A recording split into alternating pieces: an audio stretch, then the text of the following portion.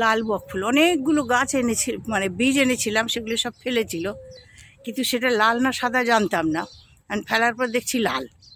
এখন মানে বড় হয়েছে, ফুল হয়েছে, বড় মানে এই যে এইটুকুই হয়েছে, এই 2 হাত উঁচু, তাতেই এই ফুলগুলো হয়েছে, লাল বকফুল। ওই যে এই দেখো, এই যে কত হয়েছে, কিন্তু এগুলো না খাওয়া যায় না, জানো তো। খাওয়া এই জন্যই যায় না, এই এগুলো একটু শক্ত শক্ত পাতাগুলো। আমাদের যে সাদা বকফুলটা না, সাদা বকফুলটা যেমন হাত দিলেই বোঝা যায় নরম, কিন্তু এইটা না, এ দেখো হাত দিলেই মানে বোঝা যাচ্ছে একটু শক্ত, আর তিতকুট স্বাদ একটু। একদিন আমি ভেজেছিলাম, বাবারে, ওই চাল গুঁড়ো আর বেসন একটু মাখিয়ে ইয়ে করে ভেজেছিলাম, ভীষণ শক্ত, ভালো লাগে না।